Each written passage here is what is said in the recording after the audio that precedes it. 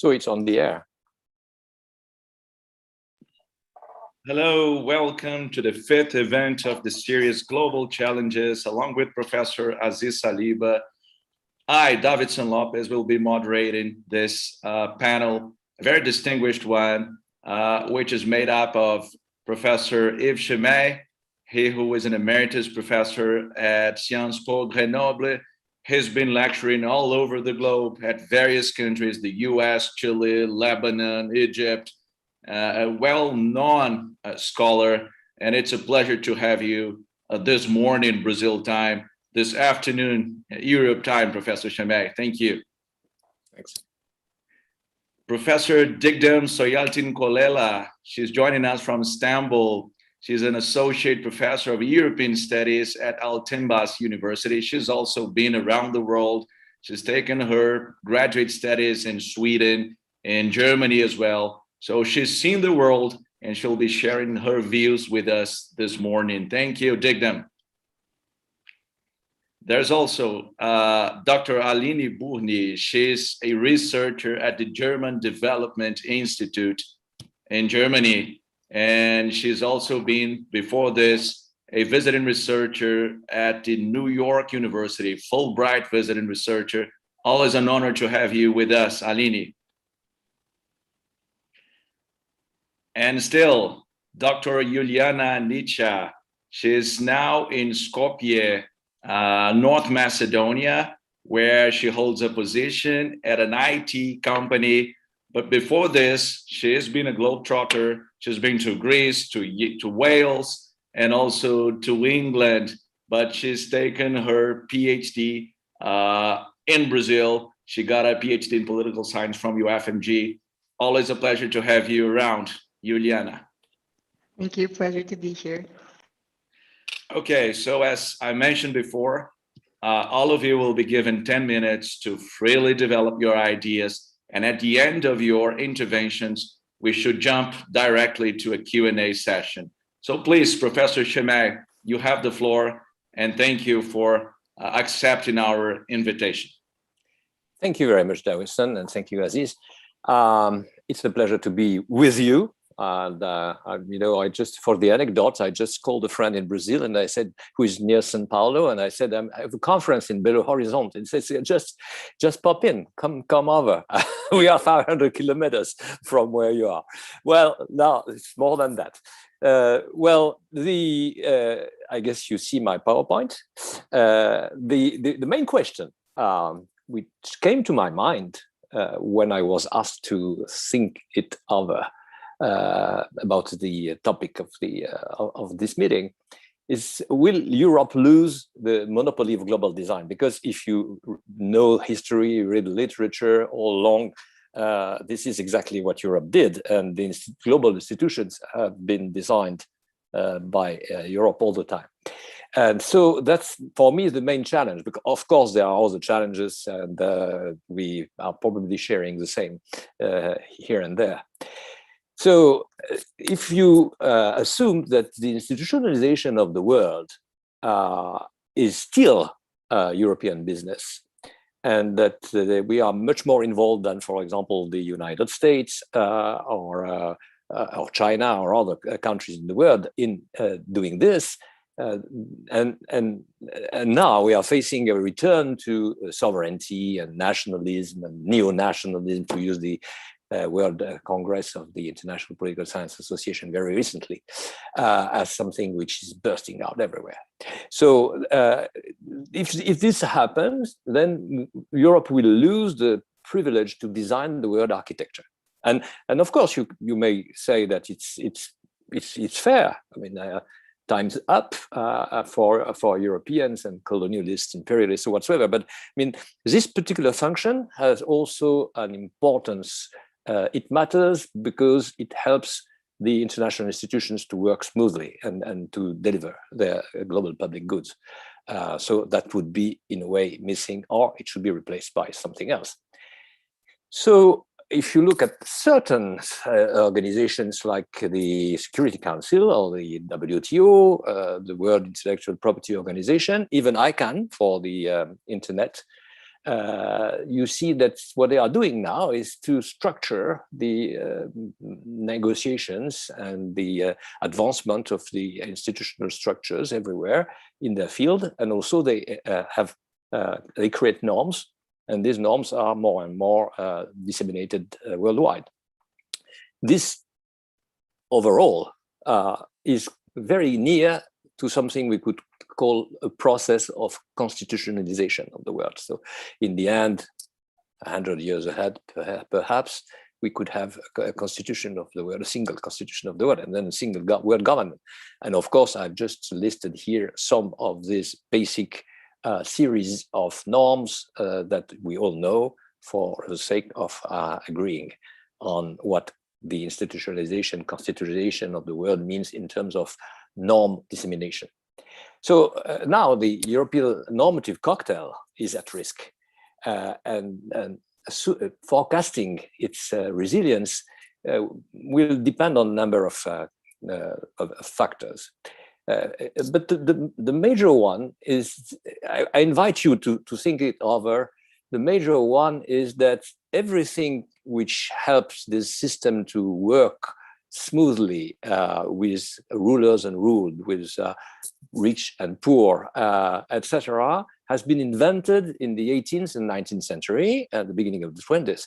And everything which institutionalized it at world level was actually matured in 1945 and in the aftermath. At that time, the populations shared quite a number of values about politics, about the social relationships with each other, solidarity, and whatsoever. Now, things are changing. In France, for example, we have something like 6 million people of foreign origin. Some of them are actually reactivating their strong cultural and religious belief. And that is a problem because the system was not at all designed to accept people who would not behave as individuals and responsible only to the state and equal on every aspect. And not belonging to, for example, communities. I'll come back to it in a minute. So what is this normative cocktail? Is what I call the Republican regime, even if you are a monarchy, as in the Netherlands, for example, plus the welfare state, a number of procedures, protocols, and the idea that there is some social redistribution. So this depends on three things: secularization, we all know what it means; individuation, not individualism as a selfish behavior, but individuation, meaning that you are personally responsible for your deeds and for your opinions, and that differs a lot with a number of countries in which the solidarity is merely collective. I mean, if you are a member of a community and some other member of the community has committed something like a murder, then you could be murdered just because it's you and not anyone else. And there should be somewhere a balance in revenge. Popular sovereignty, and also that's something which doesn't mean much in a number of countries in the world. I mean, people think that it is important, but you don't know much about what it means exactly. And representation, of course, is as shrinking as democracy is by now. And then there is outside the offensive of rising powers and also imperialistic autocrats, like, would I say Erdogan, for example, if I had this in mind, just to tease you, did them. And they hollow out the legalization of the world, the process which was the roots of a much more solid institutionalized world, like procedure, like the capability of interpreting legal text. Look at the WTO, the appellate body. I mean, they at some point started to develop their own logical view about law, which was not at all forecast by the founding fathers of WTO. And the respect for previous commitments. We have seen a number of countries which do not respect the Latin motto, pacta sunt servanda. Once you have committed to a treaty, then you are expected to implement it forever. And of course, there are other challenges that we all know, which are much pressing and urgent.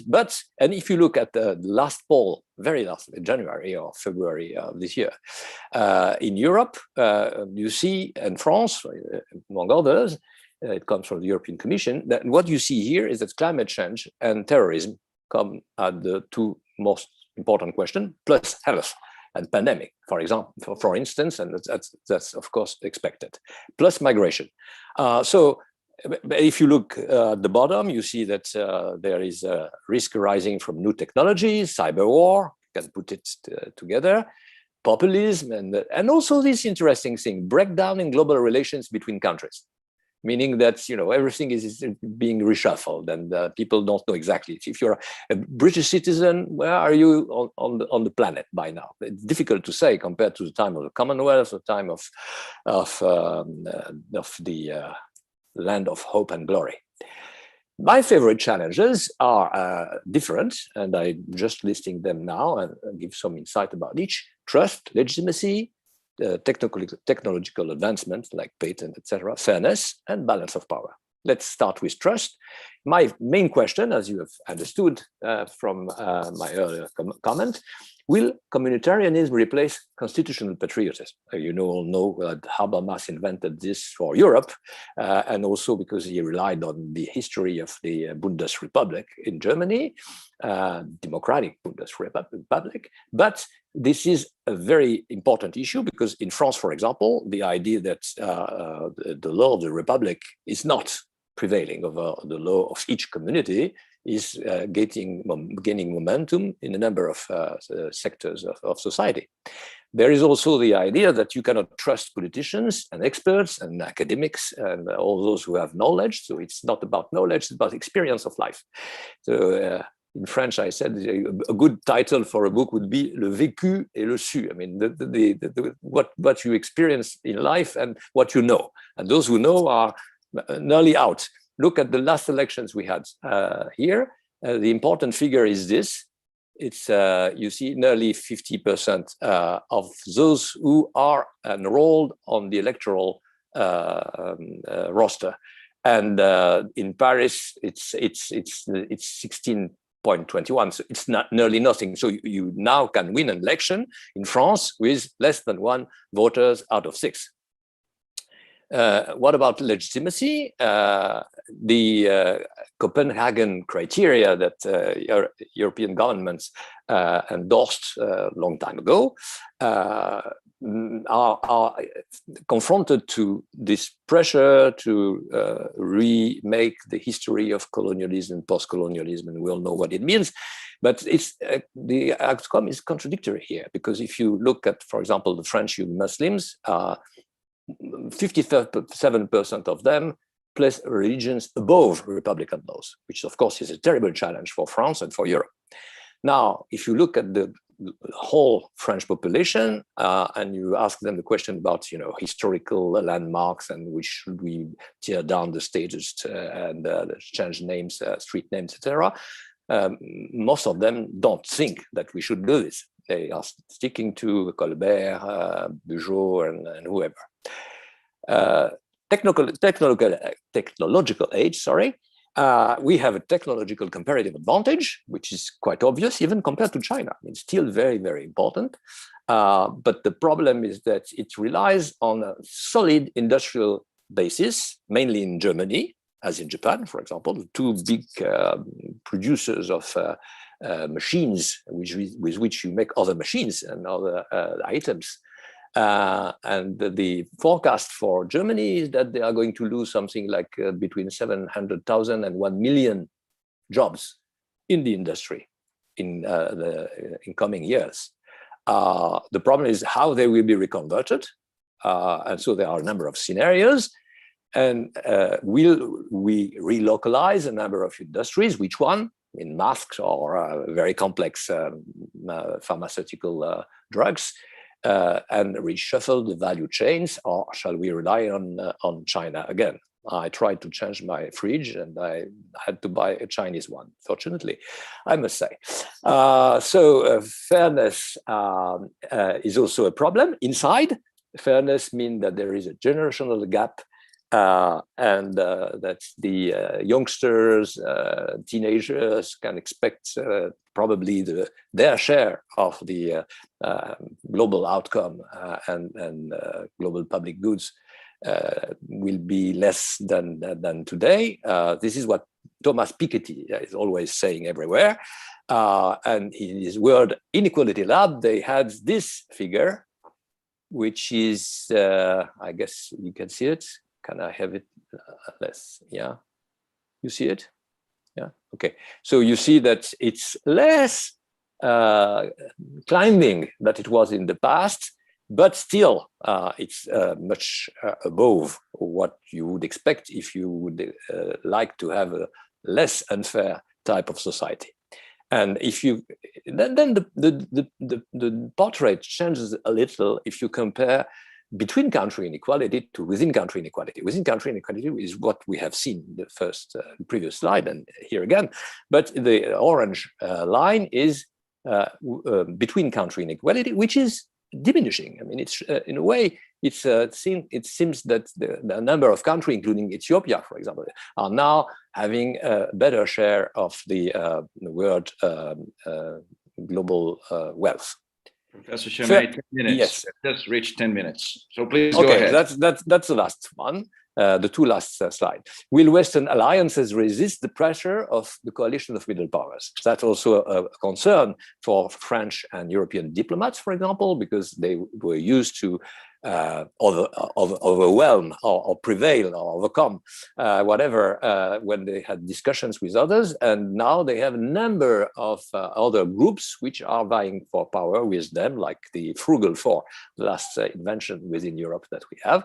And the last challenge is the balance of power, because as European, we don't exactly know where to side in the big conflict between the United States and China. And you have to keep in mind that until now, the big standards about what is a great power was, is this power involved in addressing the Middle Eastern issues or not? And China, for a long period of time, was not. And now they are trying to step in. Thank you. Thank you very much. It was great hearing you. Very concise and dense presentation. Appreciate it. So now we move from North France to West Germany. It's Aline now, but we are still in Central Western Europe, right, Aline? Yes, thank you, Dawisson. I'm sorry I couldn't properly say hello when you introduced me. I had a small issue, but I hope you can all see me and hear me well. Perfectly audible. Okay. Yes. Thank you. So I will also share a screen. And okay, so I'll start with my presentation. Thank you very much, Dawisson and Aziz, for the invitation. I'm really happy and proud to be here, being one student from UFMG and working now as a researcher at the German Development Institute, which is based in Bonn, Germany. And so over the last years, my research agenda has focused on the phenomenon of the rise of populist radical right parties in Europe. And today I'm going to talk about some implications that the rise of these parties can have for international policies, politics, and global agendas as well. So some threats that they can pose not only to Europe itself, but also beyond Europe. So to start, I will briefly provide a definition of the concept of populism, because there are different definitions in the literature, but today the most commonly used is the one by Kasmude and colleagues, the ideational approach that considers populism to be a worldview that separates society between the elite and the people, and see them as homogeneous and antagonistic groups. So the populists, they argue that politics should be the expression of the general will of the people, and they are the only ones to represent such a will. Populists can be either right-wing, left-wing, and we also have cases of centrist populism. So it usually combines with other host ideologies. And particularly populist radical right parties that I'm going to focus here, they combine populism with nativism, so the idea that foreign ideas and people represent a threat to the nation and the homogeneity of the nation, and with authoritarianism. So is the idea of is a strong attachment to law and order. So as you might know, populist radical right parties, they embrace this ideology and they have grown in European countries since the mid-1980s, but particularly rapidly since the turn of the century. So they have doubled their average electoral support in the last 20 years. And today they gather roughly 15 to 20% of the votes on average. So of course, there is important variation across countries. So in some countries, these parties, they have grown steadily and gradually, but in others, they are more sporadic or more recent, and they can be volatile as well. But the truth is that their presence in democratic institutions has increased. And while until the year 2000, they had no presence in European governments, in recent years, they have taken part in governing coalitions in about 10, 12 countries. Although the central topic of populist radical right parties, which I would call PRPs sometimes, is opposition to immigration and to the elites at the national level mainly. And although most of them do not have clearly defined positions on specific international issues, their nativist, populist, and authoritarian ideology inform and influence their international agendas as well. And I think PRPs have taken more and more stances on international issues over the last years, and particularly with the so-called migration crisis from the 2015-16. So PRPs represent one side of this new societal cleavage that is emerging between cosmopolitans and communitarians. So the cosmopolitans, they advocate for more porous border and more global integration, and are usually on the side of the winners of the globalization. And the communitarians, they tend to oppose transfers of national sovereignty to international bodies and to advocate for more closeness instead of more openness. They usually are on the side of the losers of globalization. So PRPs, they advocate for bringing decision-making closer to the people and promise to close the borders, restore national sovereignty, and prioritize national interest. So as such, they represent an opposite ideology to the one of the globalists or the cosmopolitans. And additionally, they tend to oppose the established international liberal order and to oppose multilateralism because it represents a transfer of national sovereignty. And they tend to embrace, specifically in Europe, ethnopluralism, that is this idea that different nations or ethnocultural groups should be kept separated to preserve their difference. And they are against globalization, they are Eurosceptic, anti-immigration, particularly anti-Islam, and anti-Semitism too. So one of the themes that we focus the most at the DIE is international development cooperation. So we want to understand better how PRPs affect development policy of European countries, who are central actors in providing aid for development. As you might know, the EU and member states are the biggest donor worldwide. So while at first we would tend to think that development policy is very niche topic, very elite topic that is out of the spotlight of the public and parties, we actually identify that PRPs tend to approach this topic from a very skeptical, negative, and radical perspective, pretty much in line with their ideology and very differently from the mainstream view of development cooperation. So although they do not hold the same position on development policy, there are three main trends that we observe among them. They either want to tie development aid to national interests and to benefit their own people first. This is clearly the position of the Rassemblement National in France, for instance. A second position that they usually take is that development aid should be used for migration management. And this includes using conditionality measures, condition aid to the cooperation of partners to limit migration to Europe.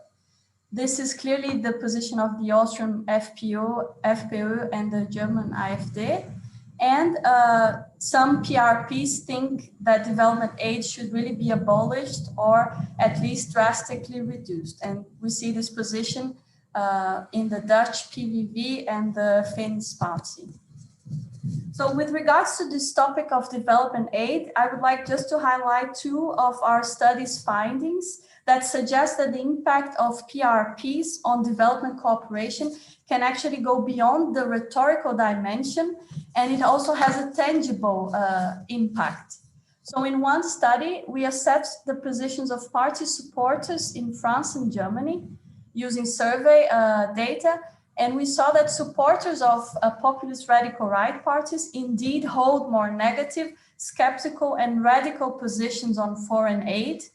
Whether this is driven by parties or whether parties adopt the positions that their supporters have, this is still unclear, but it's important to know that even on a niche topic like development policy that is not salient to the general public, supporters of populist radical right parties have significantly different views from other party supporters. And their views will probably not be easily affected by simply trying to tie aid to migration management, for instance, at the level of discourse, because their assumptions about the motivations and the principles of providing aid are very different. And the second study, very quickly, this one is currently under review and hopefully will soon be published and I will be able to share with you. In this study, we analyzed the effect of populist radical right strength, their presence in parliaments and their electoral support on how the foreign aid budget is allocated by governments in 23 European countries. And we found that while the rise of PRPs has not been associated with an overall reduction of foreign aid, it has led to changes in how aid monies are spent, so how aid is allocated. PRP strength is linked to higher share of aid going for migration containment objectives and less aid going for addressing climate change and for multilateral organizations. In addition to this topic of development policy, PRPs can also represent challenges to the global climate agenda. Although they are not dominant in government positions, previous studies have already found that PRP's participation in government has weakened countries' efforts in climate and energy policy.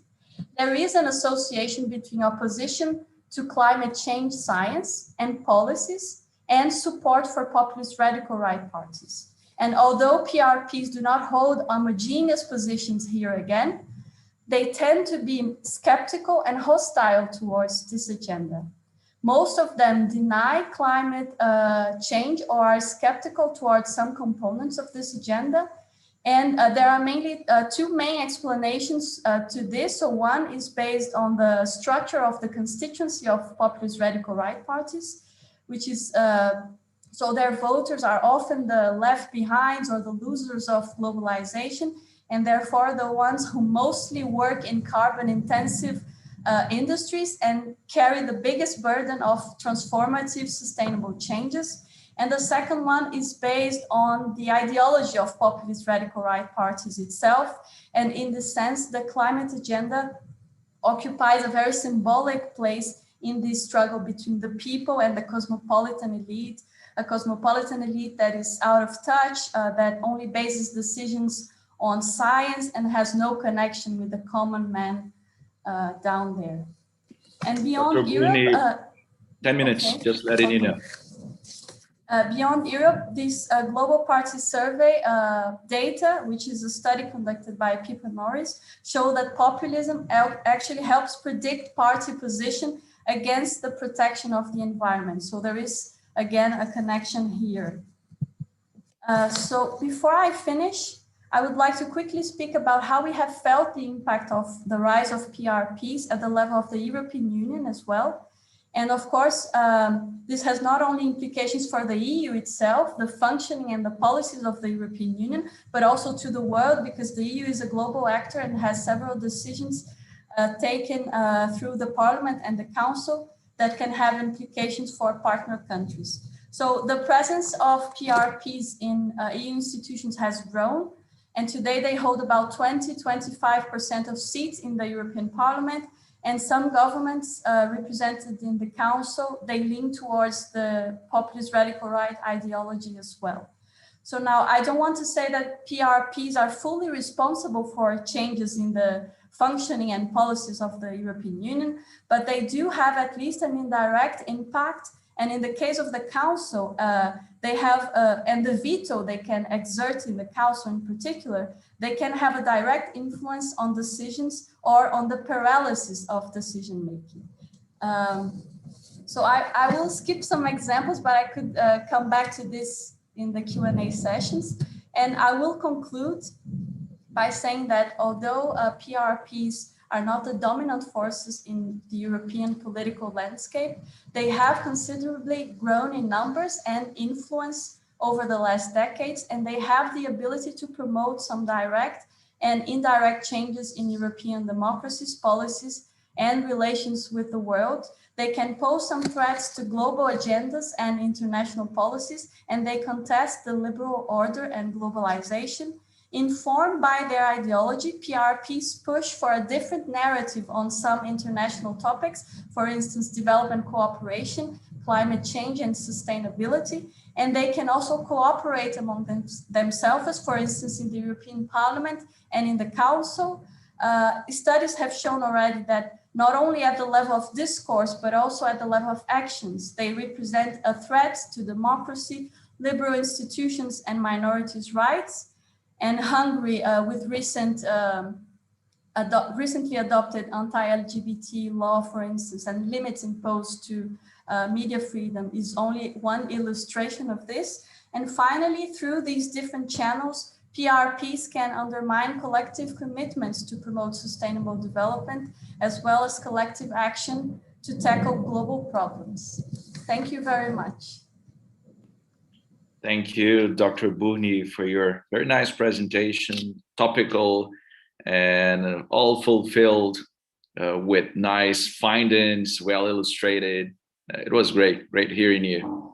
Now we fly to the beautiful Turkish city of Istanbul. Professor Soyaltin-Colella, please, you have the floor. Thank you very much for accepting to join us this morning. Thank you, Dawisson. It's great to be here. I read two great speeches from Professor Schemeil and Aline, right? I guess I don't have a presentation, but my talk, I guess, cross-cuts some issues which were already mentioned. So let me link my talk with yours as well.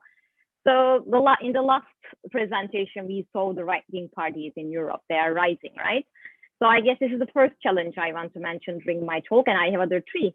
So these are my favorite challenges, a reply maybe to Professor Schemeil. But I guess it's a great point. I really like this EU's normative cocktail, which is being challenged, right, for over a decade by now. But I guess what is important to underline, this is not new. EU is being challenged, I guess, since the constitutional assembly. Like Lisbon Treaty was, the constitution was rejected before a couple of treaties were rejected in referendum. So European integration became politicized. But I guess it was, it was sort of ignored over time. And now it is more obvious with Eurozone crisis, migration crisis, and finally COVID crisis.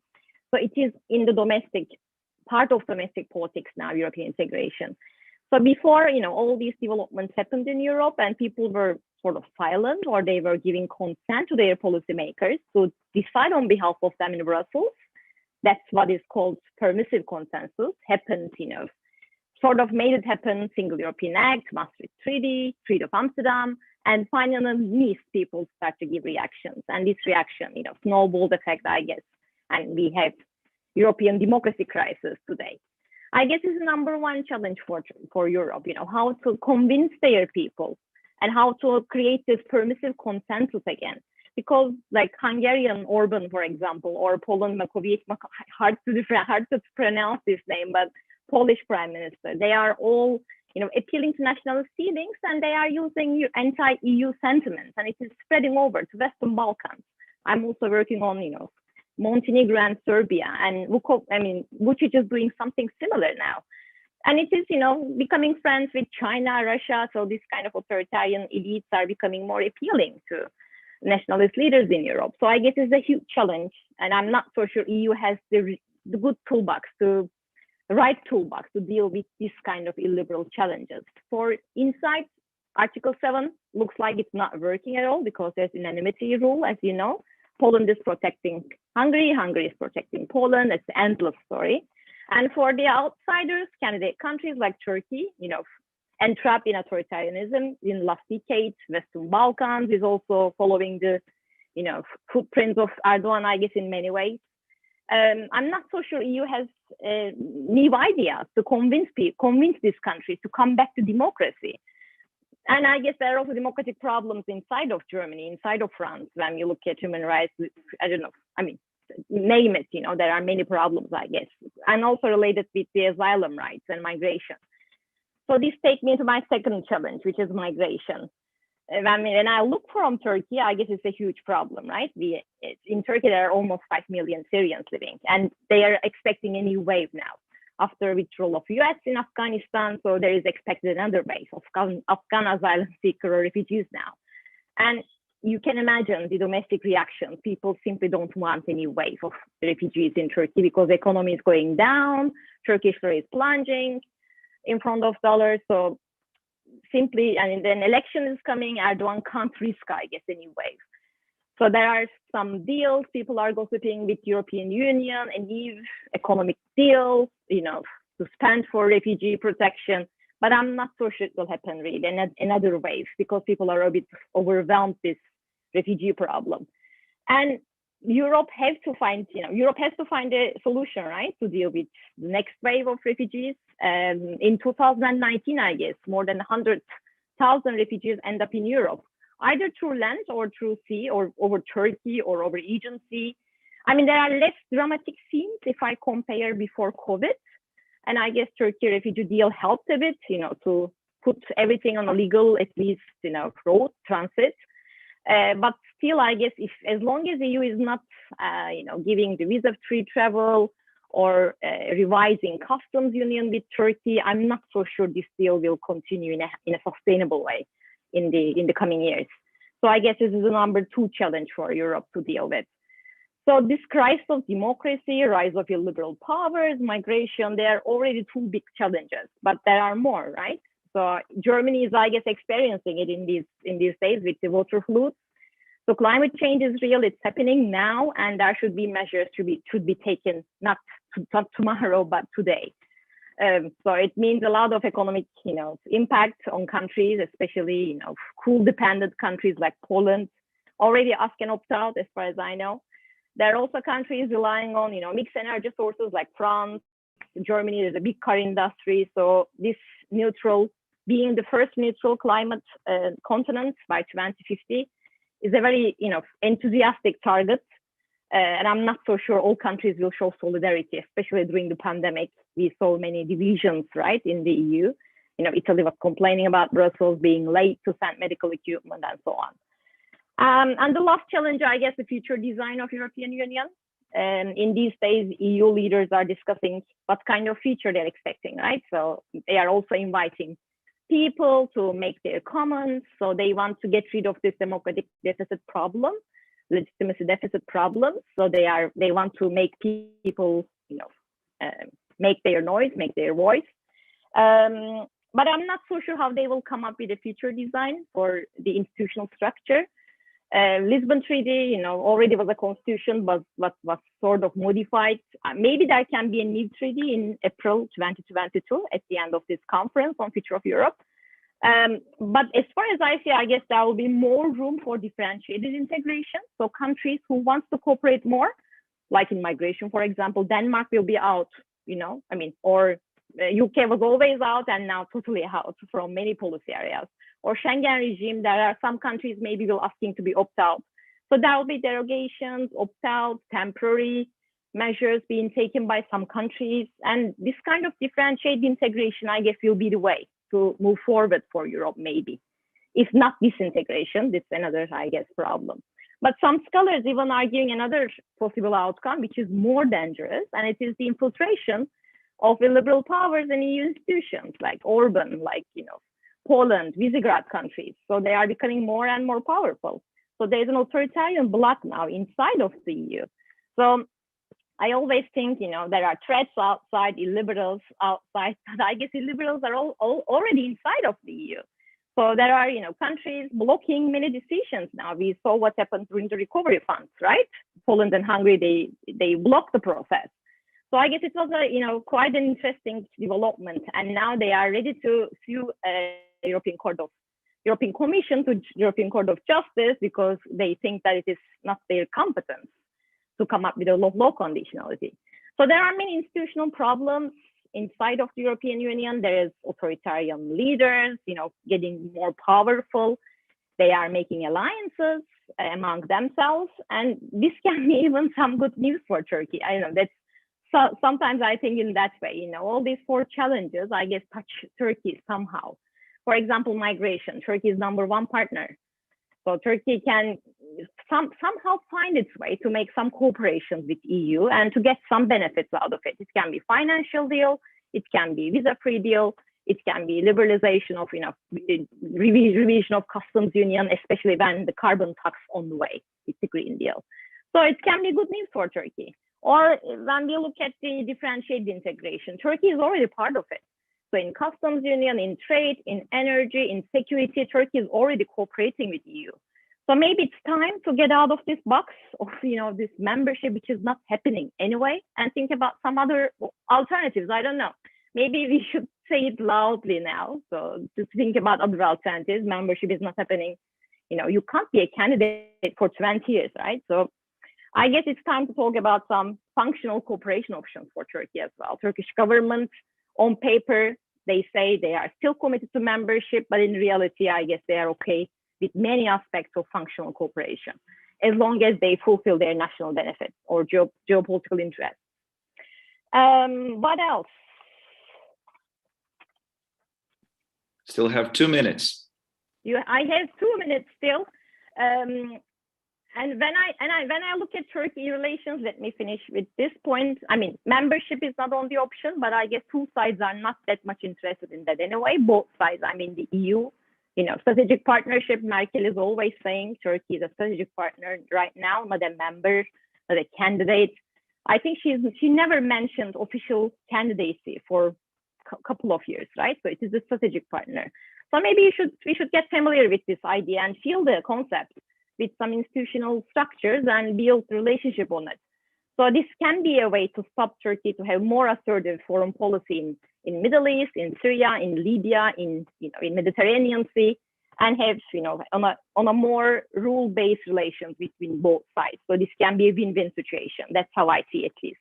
You know, when I look at all these challenges and Turkey's, you know, democratic backsliding, assertive foreign policy, functional cooperation can still create some kind of trigger for reforms for Turkey and for positive agenda with the EU. I guess I'll stop here, and when we have questions, I will come back. Excellent, right on time. So now I move to the Balkans, and I want to hear Dr. Nicha Andrade. So please, Dr. Nicha Andrade, and thank you very much, Digdem. Great presentation. Thank you, Dawisson. Very glad to be here, and I really like how you kind of put, you know, the order of the speakers, because I guess, like, you know, the presentations kind of have a smooth flow. And actually, I'm going to touch upon some points that Professor Digdem also mentioned. So the perspective I wanted to bring here is the European global challenges, but from the Balkans perspective, particularly giving a focus to the Macedonian quest to EU membership. And I think that I'll first start up with some like historical and political background, like very brief, because I know that particularly in Brazilian universities, this part of the world is understudied. And then I'll kind of dwell deeper into the challenges Macedonia has passed and is expecting to face in the quest to becoming EU member. Okay, so where do I start? Western Europe, or just kind of basically Europe, has always kind of changed the naming conventions for the Balkan region. So historically, right, the Balkans have always been kind of oriental to the Europeans. When the EU was established, this region first got to be known as kind of like Central Europe, but then as more kind of Eastern countries were part of the EU family, then it kind of got to be known as the Southeast Europe. And finally, now we are to the labels of Western Balkans. So all of these naming constructions have actually or the latest naming construction of Western Balkan was mostly used after Bulgaria and Romania's accession to the EU, that's in 2007. And even though Greece was already a EU member state, so 1981 or something, it wasn't territorially it's in the Balkans, but it's still, let's say, considered Western European. So you can see how the Balkans is constructed in different times.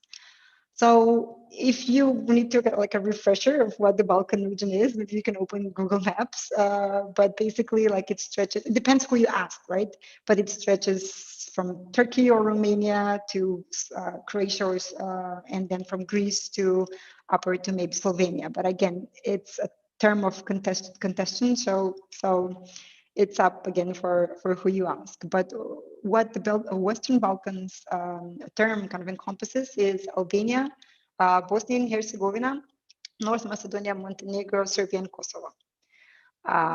So basically, after the Yugoslav wars, the Europeans kind of equalized Balkans with barbarianism or backwardness or underdevelopment. And it always had one foot in the region in order to help the region to develop. But skipping forward, all the Balkan countries, or most of them actually, have want to be part of the EU. So that's kind of an already set plan. Let's say eventually it will happen. We just don't know how and when.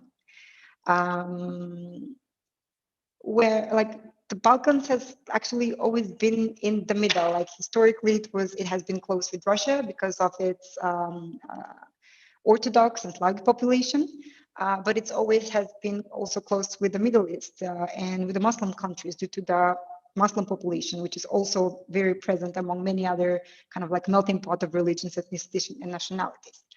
So as I mentioned, it's always been in the middle, not quite European, but not quite Oriental, and whatever that means, right? Being Oriental, it has been a bridge between these two worlds, and that also has been its strong point, because it always can use one or the other card.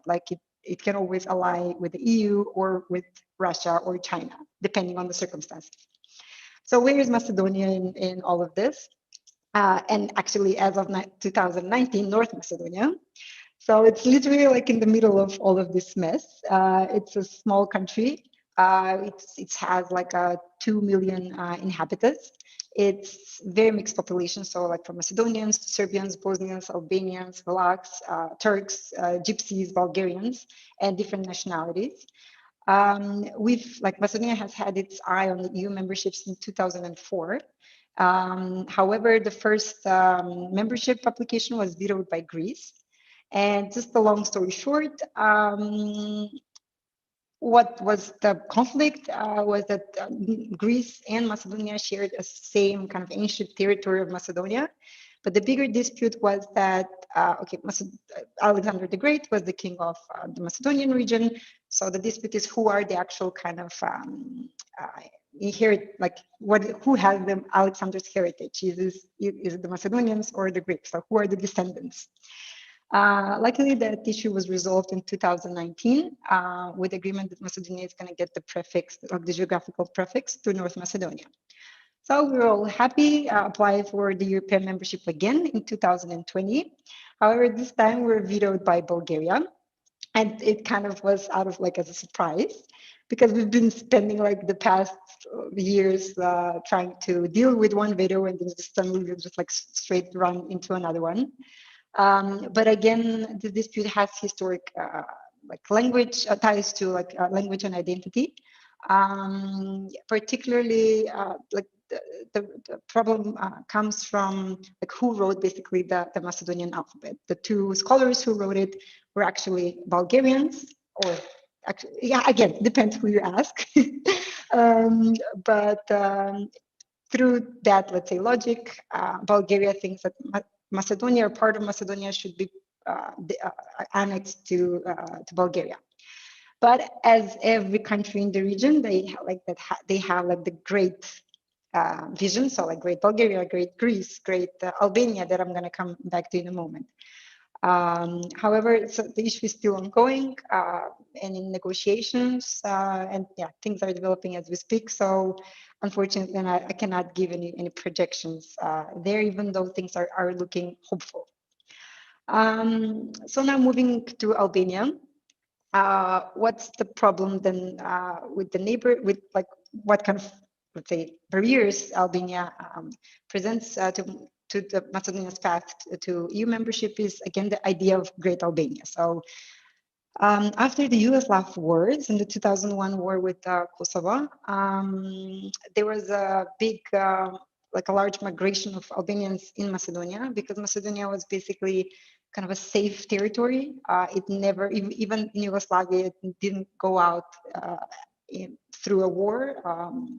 And it has always been like a fairly, let's say, peaceful country. So after the kind of mass Albanian migration and mixed with the ethnic Albanians who've already kind of lived here, currently we have a situation where Albanians are the biggest minority. And due to that, there is an internal agreement where Albanian became the second official language, and there is a positive kind of discrimination of that minority or employment in the public sector. So what that means, or how it becomes a problem, is that most like in the Ministry of Foreign Affairs, in the, let's say, Department of EU Relations, and other institutions who have external relations. So the most kind of like key or high rank positions are occupied by Albanians, and through the quest of kind of helping Macedonia get in the EU, kind of throw in the quest of Albania also applying in the membership for the EU. So we have like national public workers who lobby for the two countries, and that becomes a problem, right? I mean, I'm not saying that that's the only cause, but it's one of the many causes that kind of problems that Macedonia is facing at the moment. And also, when Bulgaria vetoed Macedonia, vetoed Albania in the same time, but just for other reasons. And just to put in perspective, I mean, when Bulgaria got the EU membership, we didn't even have a government. And the same goes to Greece, right, in the region, who until today does not recognize any minority or any other diversity in the country. So that again kind of speaks of the political kind of interests of the European expansion in the region. Moving to Serbia now, Macedonia has always had very good ties with a northern neighbor, particularly after Yugoslavia. There is kind of like also generally nostalgic feeling among the people, and a feeling, let's say, of kind of closeness with the Serbians. But also Belgrade is like Macedonia has close economic and political ties. Serbia has had to portray like a leader in the Balkan image, particularly like during the pandemic. Serbia was the first Balkan country who actually got very closer to Russia and to China, and they actually started manufacturing vaccines and kind of allowing free vaccination for all the regional citizens. So yeah, touching again for what Professor Digdem commented is that, yeah, we are always having our eyes on the European membership, but Europe didn't do anything at the moment. Like Macedonia particularly received like a very funny number of vaccines, it was like 1,000 vaccines or less than that. So sorry? You have reached your time limit, but please proceed. Concluding. So Serbia was also part of took the initiative to create the Schengen zone and like a transit-free, tariff-free region, a path in the Balkans. So it's basically like to show Europe or the European Union that, okay, we're not kind of barbarians, but we can actually organize ourselves and be business partners. So roughly what Macedonia, those are basically, roughly what the challenges Macedonia has passed or what challenges are expecting. I have like a little bit more of, let's say, hopeful idea than Professor Digdem, meaning that Macedonia in particularly, of course, we cannot compare the two countries from this perspective, but Macedonia particularly is a very small country and has limited capacities through its foreign affairs. And it has changed institutionally, internally, dramatically, like to implement the Europeans' rules for integration. So I think that it's just a matter of time on when this kind of membership will occur, and I guess it will occur at a time when the EU has to make a statement, and that statement is that they are actually kind of becoming more closer to the Balkans rather than China or Russia that are trying to do at the moment. And also Macedonia is a very important strategic partner because it's part of the migration transit zone, just like through passing. And again, it's an economic door between Middle East, Turkey, EU, and it serves basically as a backdoor of Europe. Great presentation, and it was nice to see after Professor Soyaltin-Colella's thought-provoking presentation. Then you came up with the empirics, a fresh, well-informed view from the Balkans. It was really nice, this overlap. Okay, so we have reached our first hour of debate, and mission accomplished. I mean, we have managed to not overcome the 1 hour limit. So this is a very disciplined group, one can tell. And I should now invite my dearest friend and colleague, Professor Aziz Saliba, to pour his comments, and I'm pretty sure he's got lots of them. Thank you, Dawisson. It's a pleasure to be here with you and with such a distinguished panel of discussants.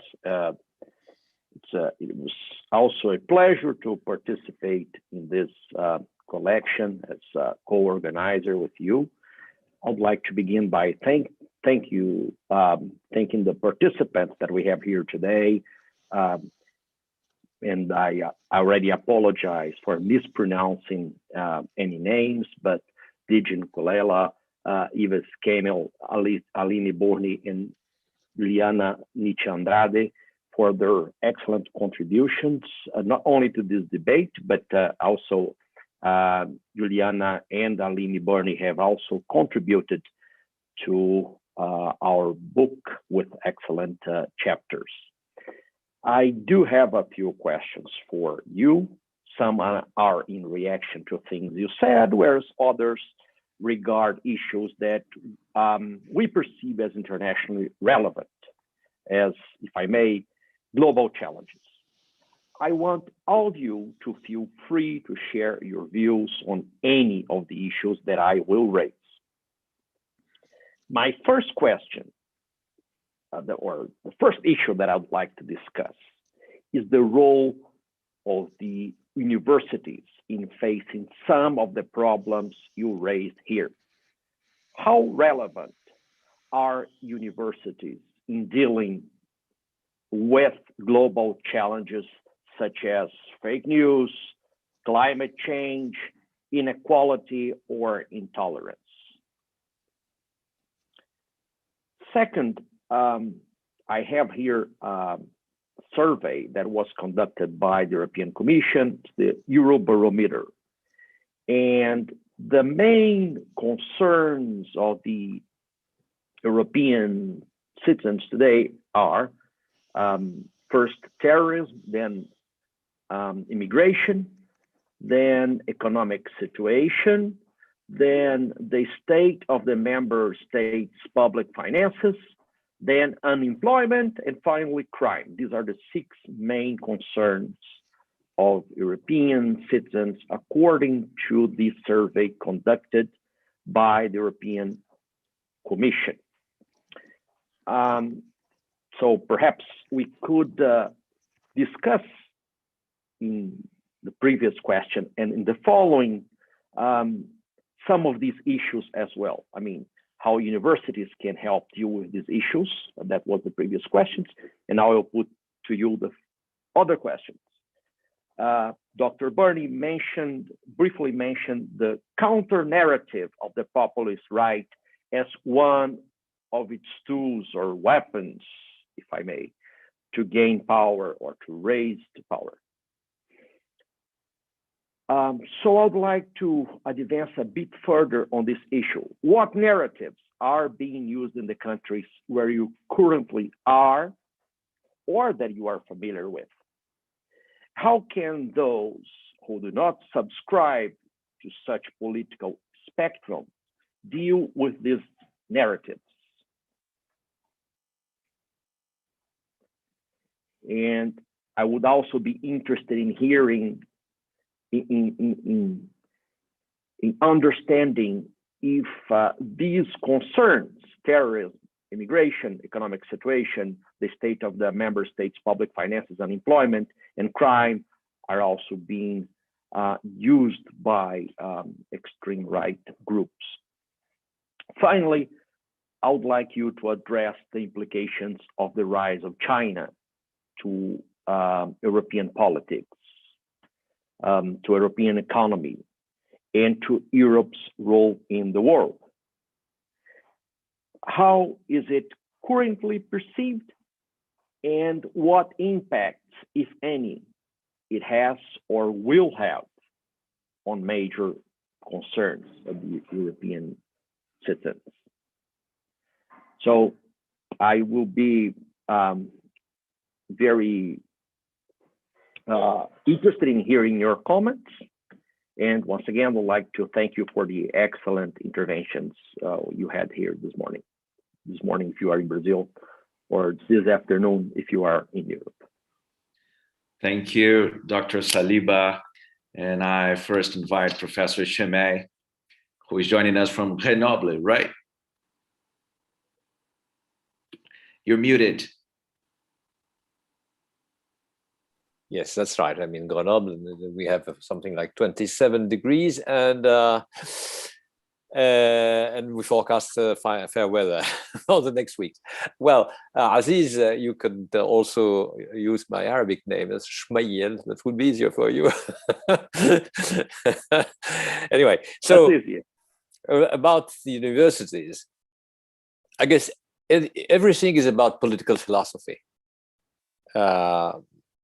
A number of universities do not teach properly or with enough time and hours dedicated to that political philosophy or political theory. When you have students who try to understand what fairness means, what is the balance between justice and efficiency or effectiveness, and how complicated it is to make a decision in making public policy, and not discard any type of argument just because it stems from this or that party, or it could be taken as an attack or a support against or for some of the political movements which are vying for power. Well, if you have a simulation, for example, then you have a number of students who find out how complex it is. And they always say, I never imagined how it could be so complicated to make a decision about anything. And then you have to justify this decision. Why should we, for example, encourage refugees who try to cross the Mediterranean and risk their life to be filtered in sites where they will be then redirected towards Poland or Hungary or France or Sweden, etc. What is the basic principle behind this? I mean, is it only humanitarian? You don't let people have a sea wreckage and die, or is it about the fact that we are on the same planet and we share a number of human beliefs, etc.? You should discuss this and make some sort of a balance between goals. That's something which should be taught in political philosophy. And you mentioned some of the challenges. Just take one example. It's now taken for granted that equality is a basic norm. Now, the question is, equality is not exactly equity. It's not exactly fairness. So why we should privilege full equality to fairness? We should have arguments to do this, not just only because if you are not equalitarian, people are going to lambaster you, and it's going to be very unpleasant. Now, second question about the narratives. At some point when you read a paper written by someone who remains anonymous, you may be very surprised once you know who is signing this paper. Because when you read the narrative could belong to the right, or even to the radical right, or to the left, or even to the radical left, to some point. And then when you see the name of the intellectual or scholar who signed down this paper, you figure out that the narrative are blurred by now. There is not a single narrative which can completely be owned by one particular group, and the other do not share it at all. That's basically the problem. If I may use this opportunity to comment something which was said by Aline, if I remember well, populism is also opposed to cultural liberalism. And you mentioned this at the end when you concluded about the LGBTQ plus movement. Basically, Trump was elected by people who were living near precincts and counties in which liberal culturalism was high. So they were not at all impacted by this, but they were afraid that they would at some point be impacted by it. As in France, the Front National started like this. It was supported by people who lived in neighborhoods where they had no migrant at all. But they saw neighborhoods where migrants were more and more numerous and the problems raised to the local population. So they said, never that. And they started to vote for the Front National at much higher rate than anywhere else. So liberal culturalism is a problem. For Orban, that means that it's not only about cosmopolitanism. It's about being tolerant. It's about being open-minded. It's about accepting to change the landscape in which we live, with the color, with the noises, with the sounds will differ from what we were used to, and that is a challenge for a number of people. They cannot understand why it should change just because you are particularly generous with people who come from abroad. Why? So the point here, Aziz, is that I'm not able to make a clear-cut distinctions between narratives. The third point, the rise of China. Well, to my, you know, I was working. The paper is not out yet, but we worked for a while on rising powers, so China, India, and Brazil. And the interesting thing is that China is the most, the one where people claim the more than they want to be the greatest power. And at the same point, they are very, very satisfied with modest place within the world, especially just centered in Asia. They don't want to be donors, big donors, not at all. So, you know, in the WTO, that's very funny because each time they have the assembly, plenary council is about to vote a decision which will make China give money, they vote against because they don't want to spend money on any type of aid. Instead, what they do instead is to build a railroad, of course, things like this, we know that, with their own workers and their own cement and everything which comes from China. So what I try to say here is that China is actually much, it's in a way viewed as much more powerful and ambitious than it can be. So far, China is not a problem, not for the United States, not for Europe. And as I said, in the Middle East, for example, the room for maneuver is next to nil. Even Brazil is more influential in the Palestinian-Israeli issue than the Chinese are. And so they try to find a way to be present, but that's the politics of presence. They are present everywhere when they can, wherever they can. But with to no avail. I mean, there is not a single way. The leverage is weak, and most of the time, I mean, if you turn to the military issue, for example, compare the weak Europe with the strong China. I mean, of course, you cannot have some sort of big, serious game where the Chinese army and the European armies would fight against each other. But it will be a disaster for the Chinese. They have no experience of war. I mean, most of the weaponry they have is outdated. Look at the carriers. I mean, the 2 carriers, now 3 carriers that they have put at sea. I mean, it's a disaster. And so you see, the problem is that we don't know how to deal with China, just because we assume that they are much more powerful on the one hand, and also they really want to become the most prominent power in the world and become the hegemons. I doubt that they will. Thank you, Professor Schemeil.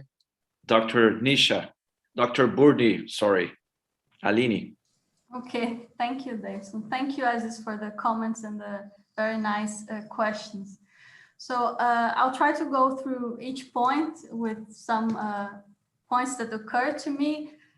I can't speak too much on the role of universities to fight these challenges, but what I can say is that we know from the literature about the populist radical right that education is still a barrier, something that limits the rise of these parties. And there are several hypotheses to this, but among them is exactly the exposition to diversity and to values of openness that universities bring to people and teach people and give them the possibility to experience. So this is one reason why education usually limits the preference of these of voters for populist radical right parties.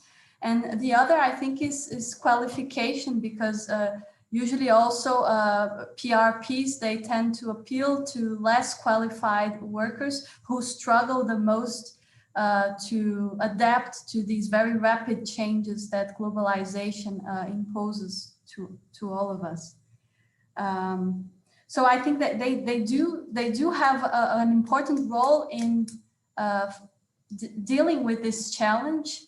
And because usually education is still one of the only determinants, the only factors that helps kind of predict vote for populist radical right because of this possibility to open people to more cultural, liberal values and to democracy. But I don't know if there is a limit on that capacity as well.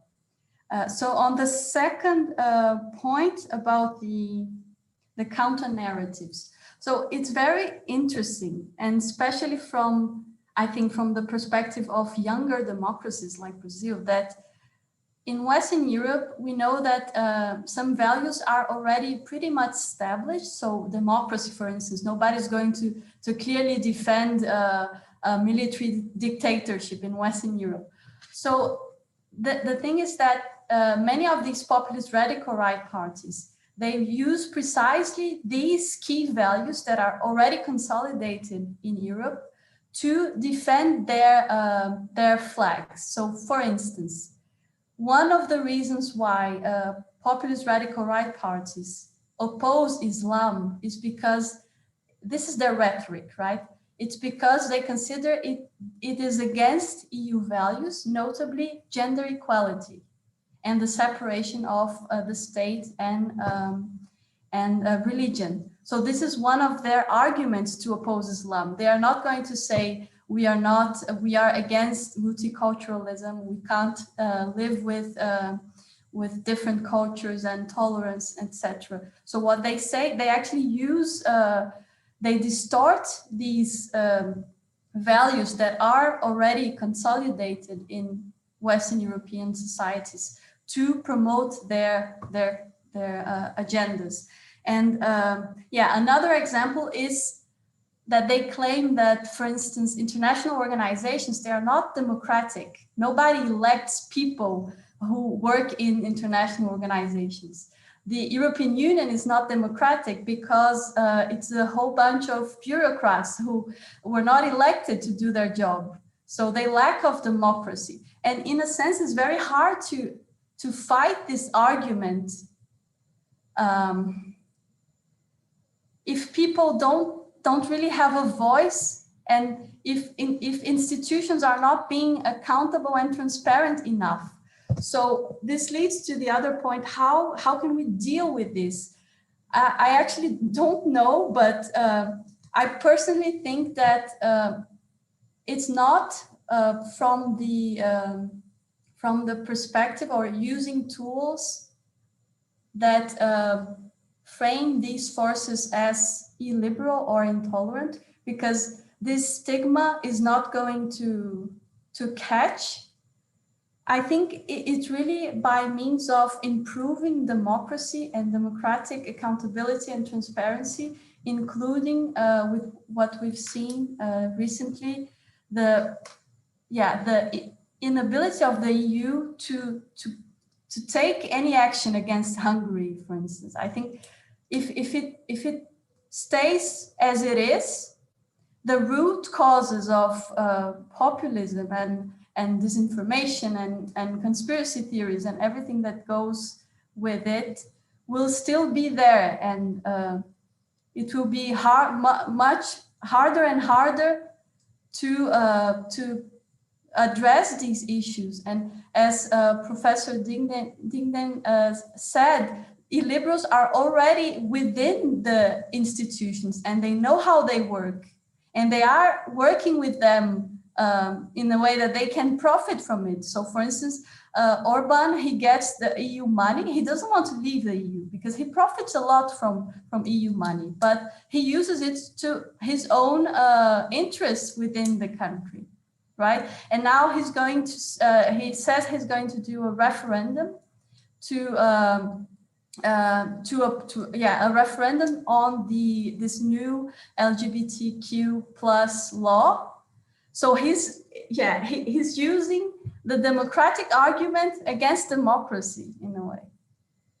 And finally, a word on China. I just wanted to say, I mean, it's not my area of expertise, but I just wanted to say that I think the pandemic kind of shook the EU a bit with regards to its place in the world and the rise of China.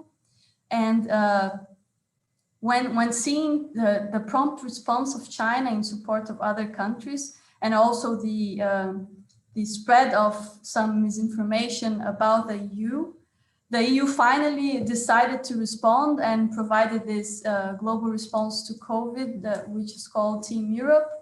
And I think that I'm not sure it's going to work, but I think that one point that the EU emphasizes as something that it does differently from China, and this is why this is something it wants to carry with it, is that differently from China, the EU supports countries and provides aid and help attached to a normative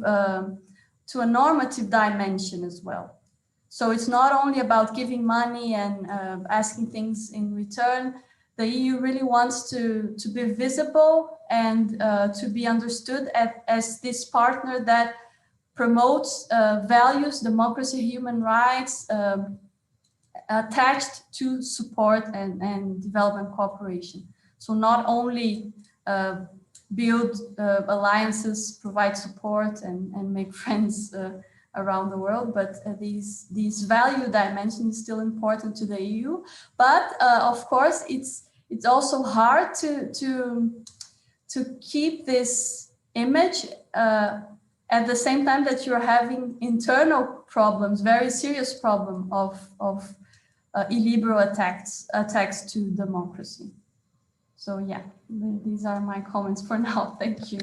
Thank you very much, Professor Soyaltin-Colella. Very good 3 points. Some of the points already mentioned. So let me start with the first one, role of universities to tackle global challenges, right? The first one, Aziz. I guess it's quite important, already mentioned, very good points, but we should be, I guess, a bit careful about co-opted universities or universities under control of authoritarian governments, which are turning into centers producing fake news, evidence-based policies, or backing up governments in their policies and, in their foreign actions, in their domestic state capture policies. So we should be careful, I guess, when we say universities, it's not the same universities, I guess, we are talking about. So there are research centers, think tanks working for the sake of governments, to promote their authoritarian agendas. So I guess I want to mention one thing about that. In Turkish case, for example, I'm feeling like European Union is supporting more universities more enthusiastically in the last years. So I'm holding a Jean Monnet model in my own university, and I'm seeing now it is mushrooming every university in Anatolia, for example. So European Commission is funding universities to make people talk about democracy, human rights to their students, creating some open platforms for their students. I guess this is quite important. So it is not easy to tackle with authoritarian governments for EU, I guess, but it is better to work with civil society organizations, universities, professors, so they can create some kind of bottom-up, maybe grassroots movements when time comes. So that's, I guess, the first point I want to mention. Counter narratives to deal with right-wing populist parties. I mean, from Turkish case, it's a bit different, not really right-wing populist, maybe to some aspect, Just and Development Party, I guess, quite populist. They are also using this us versus them rhetoric, stigmatizing the opposition, showing them as enemies, friends of external agents and so on. But when we look at local elections, for example, in 2019, and when we look at their discourse, what kind of political propaganda they use, or same in Budapest, I guess. So they sort of played on the transparency, good governance, human rights. So people are a bit sort of fed up with, patronage appointments, some corruption going on in the political corruption, high-level corruption at the high level of government. So that's why I guess in local elections in Turkey, in big cities, 3 big cities, the opposition parties made the victory. So I guess this was quite a waking up call maybe for Just and Development Party. So I guess transparency was the game changer in Turkish case. So people really want to see more transparent budgets. They want to have an accountable government, putting their budget on their website, for example, being clear about their operations. So they're a bit fed up with these, cronies, their friends, sharing the money, especially when the economy started to bite people, the rising inflation. And finally, rise of China. An article of mine is coming up in Europe-Asia Studies in January. So I wrote about how China is promoting corruption, bad governance in Montenegro and Serbia. So these are two countries which are quite advanced in EU negotiations. I guess this is quite puzzling, but they are backsliding when it comes to control of corruption, because they have good deals now with China. So they are getting credit from Chinese, development banks. So they come with no strings attached, so no conditionality, for example. They come very easy. With very long periods, you can pay in 10 years with very low interest. And it also comes with some other baggage, some normative baggage, which is more authoritarian. Some culture center in Belgrade, for example, language courses, Chinese language courses. And it's, some kind of political propaganda of China, of culture. And also it happens through government to government deals. So there is no checks and balances, no parliamentarian review of these deals. So Chinese state-owned enterprises and Chinese banks giving this credit through very informal deals. And it is also, I guess, feeding corruption. So, Vukovic in Montenegro and Vučić in Serbia, they are distributing this money to their cronies in return of some political support. So this is kind of a vicious circle that happens in many corrupt countries, including Turkey, I guess. And China is, I guess, a great partner in this business, because it is not asking any democratic conditions. Anything else? But Montenegro, I guess, an interesting case. Maybe Julijana will say more on that, because the Vukovic regime finally ended. I mean, he's the president still, but the government collapsed because of this debt trap. So Chinese debt reached 1/4, I guess, of the Montenegro's GDP. So I guess this debt trap is a problem now, not only in Montenegro, but Sri Lanka, Pakistan, Bangladesh. So Chinese money comes very easily, but also it is, creating pressure on countries. China is somehow indirectly invading countries, putting countries under their control.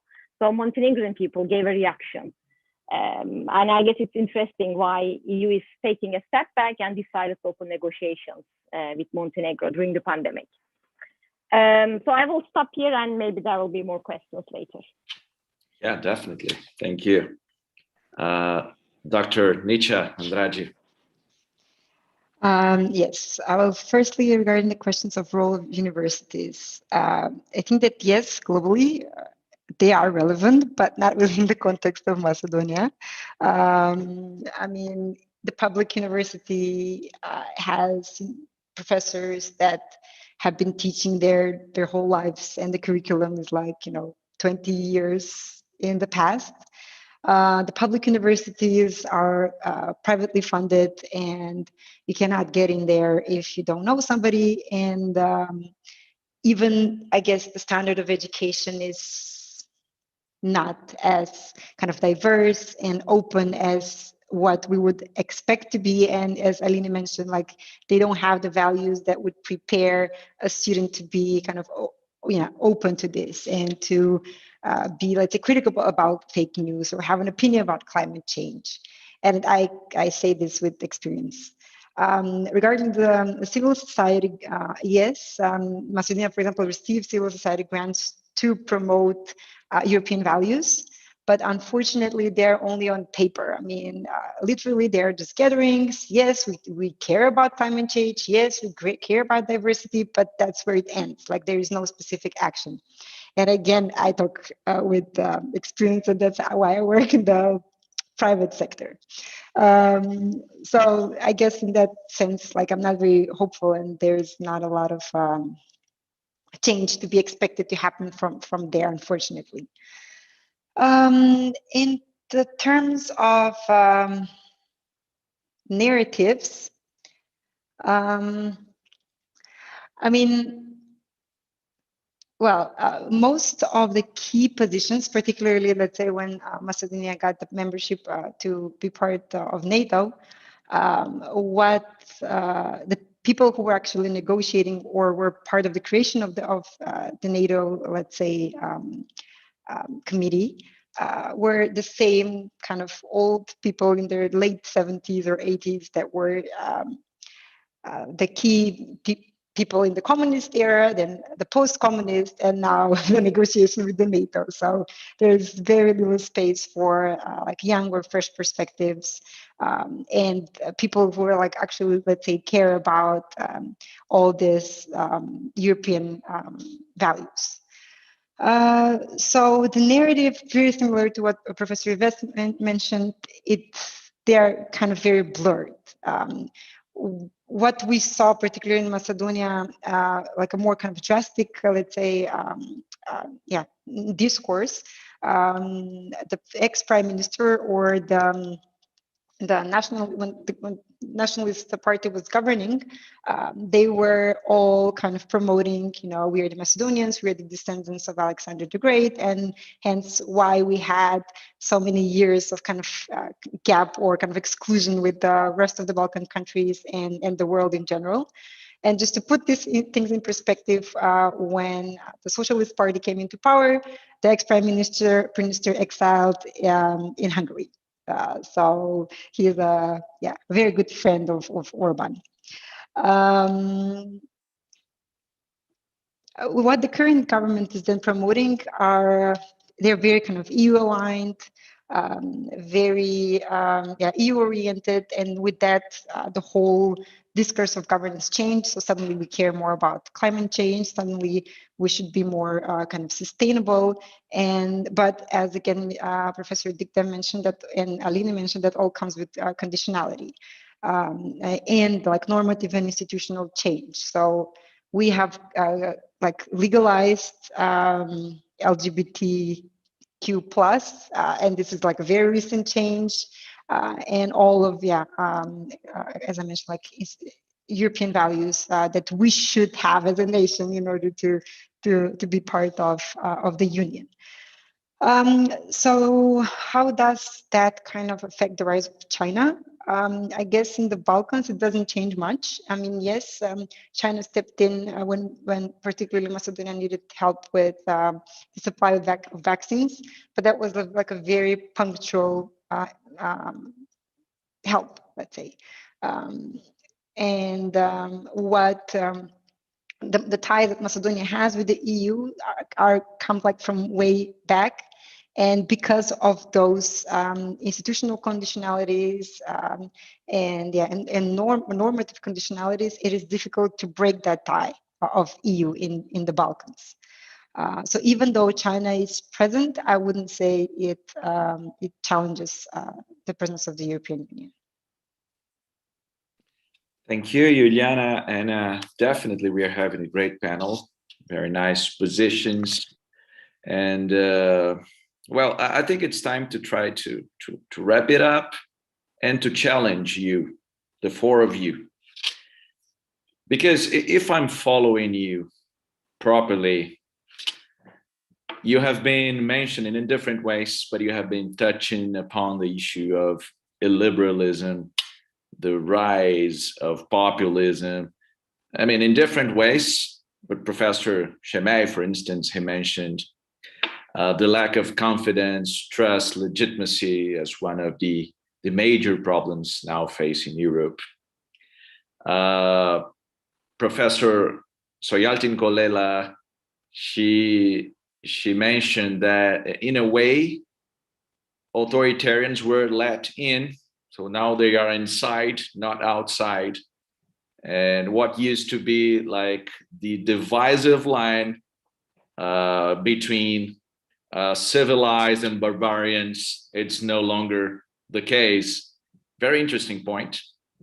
And just look at the case of Hungary. It gives like a showcase. Julijana, she's even resorted to a terminology which reminds me of German sociologist Max Weber, because you mentioned the Oriental mindset of the Balkans, and then this difficulty some countries show, and namely Macedonia, in catching up with more updated ideas and open-minded views about the world and Europe. Aline, she's centered her presentation on the issue of far-right populism, radical populism in Europe. So all of you have touched on this particular thorny issue. And but I mean, here's my case. I've been given a chance to discuss with Professor Andrew Morawiecki last week, and you know, he's a professor at Princeton and an expert in European politics. And he came up, and just last week, so it's fresh. He came up with an argument which is more or less as follows: it's more bark than bite, the rise of right-wing radical populism. In as much as right-wing populists fail to translate their arguments into votes, in a best case scenario for them, they have like sizable majorities or sizable minorities, I mean, not majorities, like some 15 to 20% of the votes. I mean, apart from a few cases, and Aline, she's always well informed. She can provide me with the empirics, but so I'm sticking to Morawiecki's argument. Populists fail to get the votes. They fail to get the legislative seats. They fail to get cabinet seats, and they fail to translate their ideas into international agreements. They are a big failure, according to Morawiecki. So the point is, all this movement, all this problem, we all identify it's kind of superficial in his eyes, and he's got a point.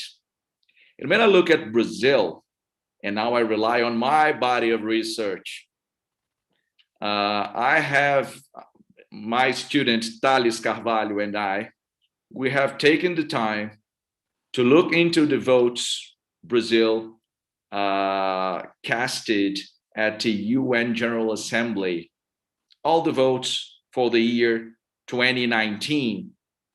Just remember, Bolsonaro, he took office on the 1st of January 2019. So it was expected that Brazil would make a 180-degree reversal, a dramatic change. But guess what?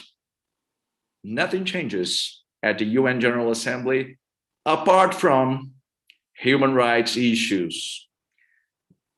This is very interesting because, I mean, economic issues, military issues, no change. It's historical Brazil speaking at the UN, just the same as it used to be over time.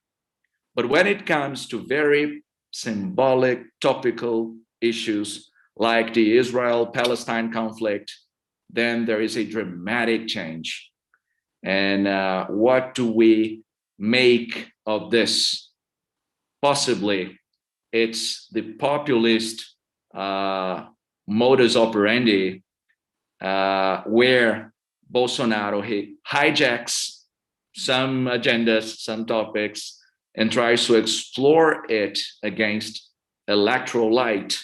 He tries to profit from some particular agendas because, see, Israel-Palestine is not an issue for Brazil over time. I mean, Brazil has nothing at stake in this region, has never been a relevant actor in the Middle East. So why ever should Brazil have this dramatic change with regard to Israel-Palestine? It's because the question is now vested with some different meanings. It's like a proxy agenda, one which represents for Bolsonaro. I mean, the moment he takes sides with Israel, he's actually trying to reach his constituency in Brazil, evangelicals. This is what he does. So it's like a proxy cultural war. This is what he's waging when Brazil changes positions with regard to Israel-Palestine conflict. This is very interesting, but again, this goes in tandem with Moravic's position, according to which it's all superficial. The moment Bolsonaro is gone, the moment Orban is gone, the moment Kaczynski is gone, the moment Johnson in the UK, in England, is gone, probably we may watch these countries go back on track. So here's my challenge to you. I would love to hear your reaction to this argument, which was originally formulated by Andrew Moravcsik. Please, Professor Schemeil, you have the floor. Well, you know that what matters in France is the election of the president. And you also know that due to the division of the right and the left, nowadays, the most likely situation is that the representative of the National Front, the Rassemblement National, will be challenging whoever will be eventually elected, actually. That's the most likely thing. It might not be the case. You may have, for example, the current president against someone from the right, the reconstituted right, or united left with the Green Party or whatsoever. But I mean, we know that this is something which matters. So the situation here is that it's like with the Communist Party. I mean, the Communist Party was very powerful. You should remember that in the 40s, at the end of the 40s, after the World War II, they got something like nearly 30% of the votes of the votes in the legislature, and then under Mitterrand they just disappear. Now it's nearly cosmetic, and so they were never able to come to power except locally.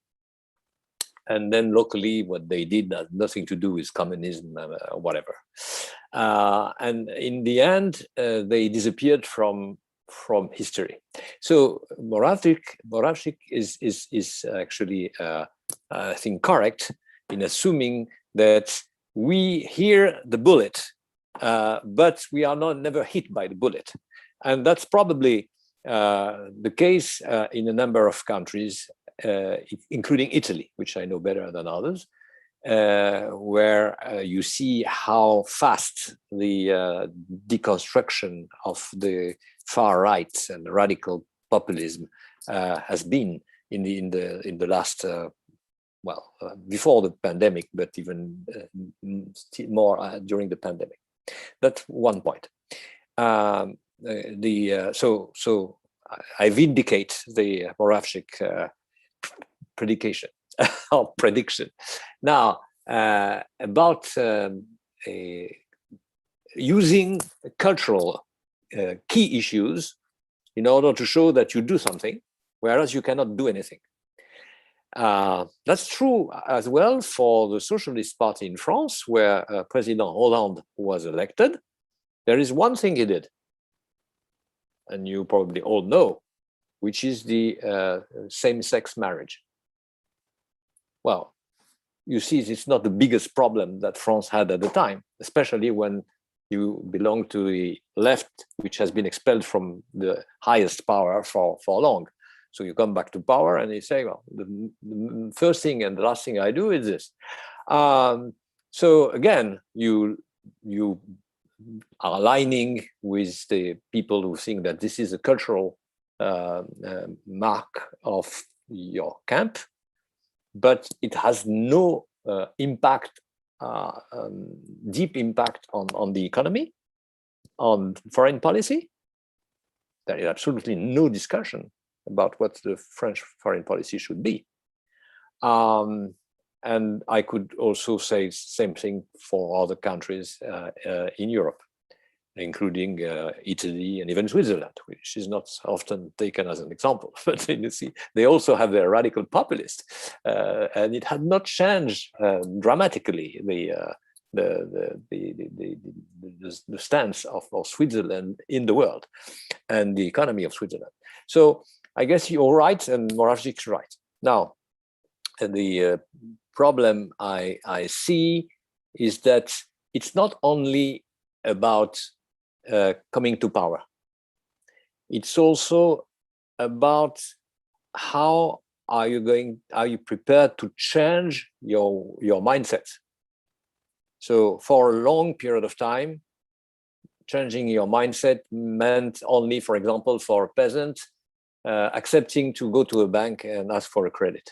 That was the biggest change of a French peasant's mindset in the 50s, 60s, 70s, etc. And now it's about going organic, which is also, but you know, this type of change of mindset is not as accepting multiculturalism in the street. That's quite different, because you could do that provided the people who go to the Olympic Games sing the Marseillaise and speaks a perfect French and are very happy to represent their country and say hello to the President of the Republic and say a number of good things about civility, civism, and what people should do to be good French citizens. But now, if you see a group of people who harass professors in secondary schools and kill them sometimes for reasons pertaining to religious beliefs, that's completely different. It's not only about different of cooking and whatever. I mean, and wear the way people are wearing clothes, etc. It's really about your conceptions. This is why I started with the idea of individual responsibility. I guess that Digdem should know Nilüfer Göle. We had a discussion with this prominent Turkish sociologist once, and she said, you know, there is something which is very difficult to accept if you want to change your society and make it become more cosmopolitan or more modern or whatever. I mean, more integrated into the trend, which is individual responsibility. Because collective responsibility is a burden. I mean, you have not very much room for maneuver. You do whatever is traditionally forecasted for you and planned, and you don't deviate much. I mean, if you are a Sunni Arab in Saudi Arabia, you know the first name of your first son and the second name of your second son, and you know who you're going to marry, and you know where you spend your holidays, and you know who you are going to receive home and who you are not going to invite, etc. Everything is settled. So you never have a chance to be responsible for a single individual decision. That's a burden, and at the same time, it's a relief, because you don't have to figure out, am I right? Should I do this or not? I mean, the ethical issues are not there. Ethics is not an issue. And so probably what makes the difference between these old European democracies, where they are becoming now, those countries which probably could integrate this network, is ethics. If ethics is already settled for everyone and you cannot change it, discuss it, interpret it, or whatever, that's one thing. If you can negotiate, if you can adapt it to yourself, you can change according to the context and the necessity and your own convictions, of course, that does make the whole difference. Great. Dr. Burni. Wow. I don't know where to start. It's really thought-provoking question, and I think I mean there's no clear answer to it, because I think in a sense it depends on how what we take as success or failure for these parties. So if you're only looking at success in terms of maintenance of power in a democratic regime, maybe they are really not successful. And I think in a way it does not go against the argument that you put, that maybe it's precisely because they fail to keep in power through democratic means that they can maybe try to keep power through other means. So I think this is a failure of democracy, right? It's not a failure of the parties themselves. But actually, what I wanted to emphasize is that, okay, it makes sense to think that they might be making more noise than the big changes that they claim to promote. But I think they do have an impact that is non-negligible. And their main impact is indirect. So through the other parties that should serve as the gatekeepers of democracy, right? In the terms of Levitsky and how democracies die. So this is their biggest, I think this is the most worrying point, is that even though they are not able and capable and do not have enough power to drastically change the regime, they have an impact on the gatekeepers, the mainstream parties that are feeling the electoral challenge of these parties and are promoting like more longer term incremental changes. And this, for instance, this is what I studied in my thesis. I actually analyzed for the last 30 years how governments in Europe, they have taken more stricter policies on the field of immigration from third countries over time. And this was done by mainstream parties, not by populist radical right parties, but in response to the rise of the populist radical right. And I think another major impact that they have is at the level of the public, because they are really, they can really,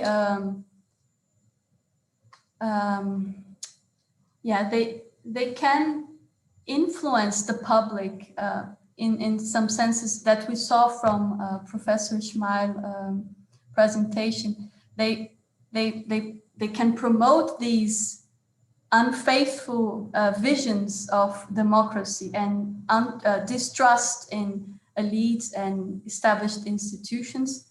And in a sense, I think that this phenomenon and the rise of these radical populist forces is not only a problem in itself, but is also a symptom of something that's already going wrong.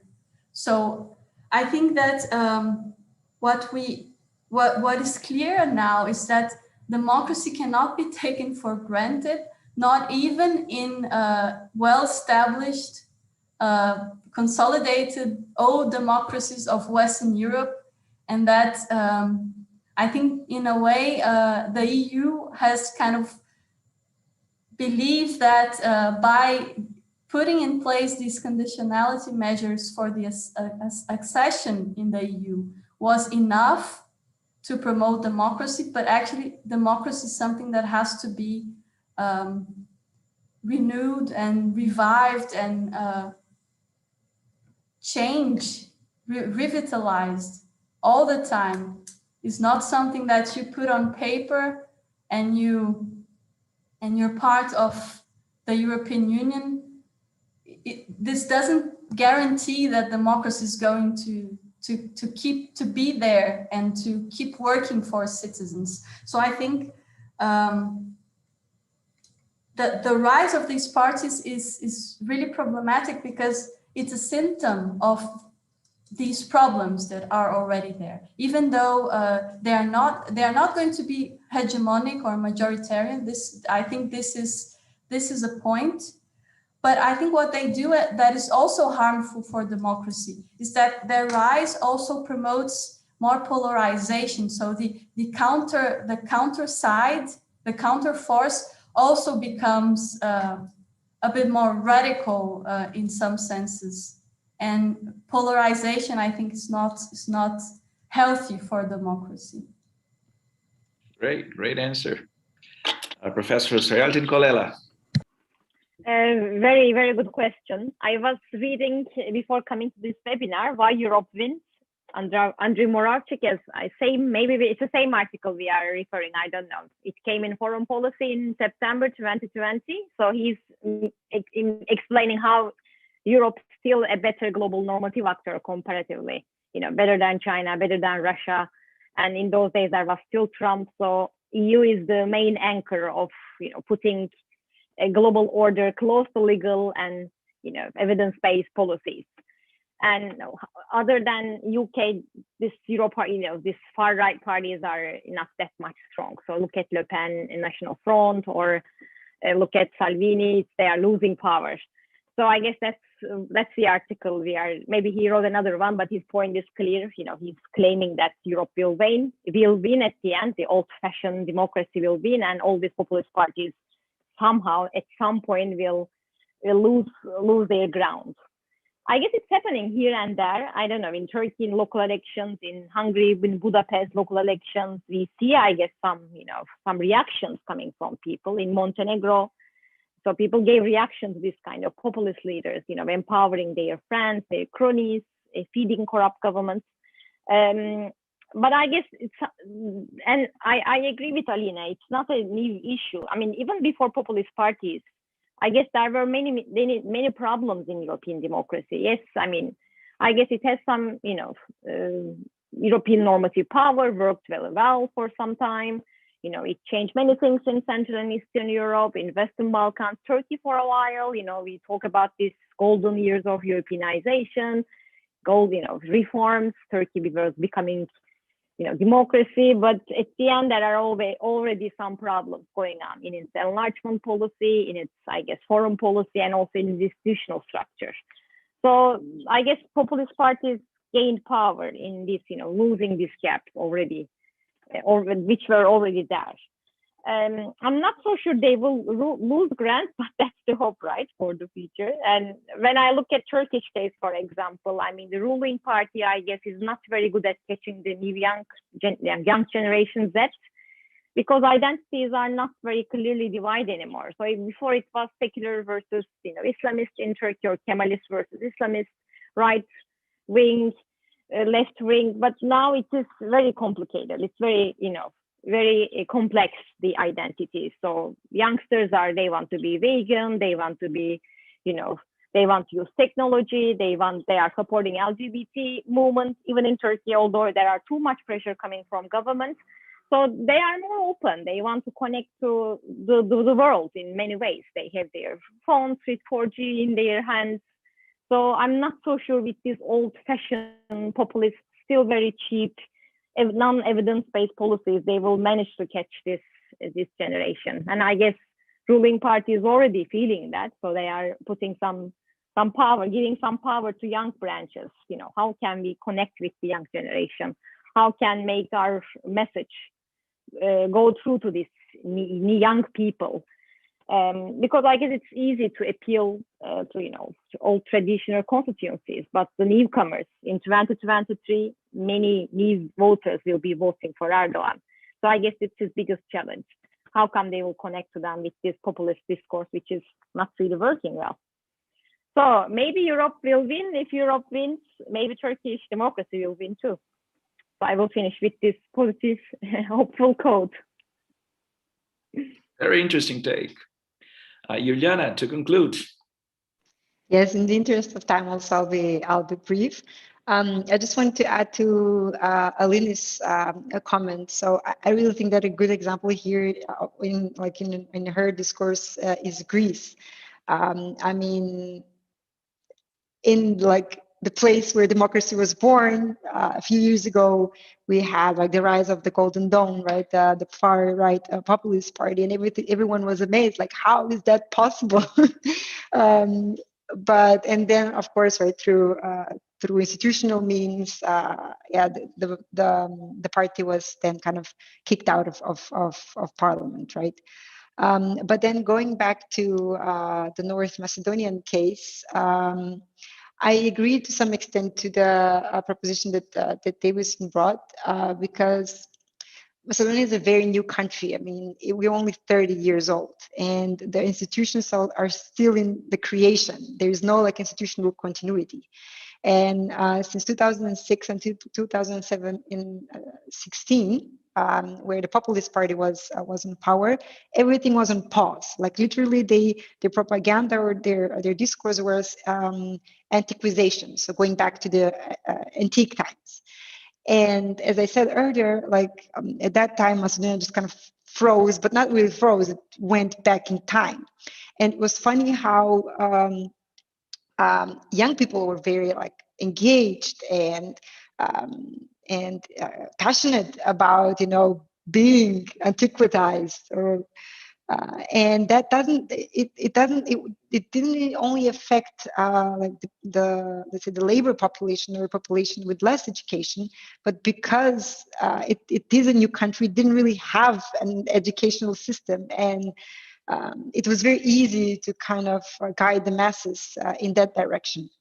But then after 2016, and with stronger European presence through funds, through programs, like the new government then kind of took the discourse in a completely different direction. So currently, we have, as I mentioned, also a lot of minorities, but those minorities kind of live in isolation.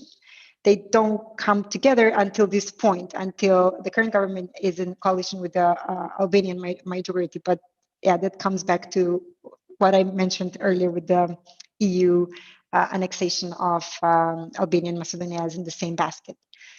So currently, the populist discourse is in opposition, and it's not really strong, to be honest, because all the counter arguments are then kind of, let's say, beat up by EU funds or programs that are EU backed.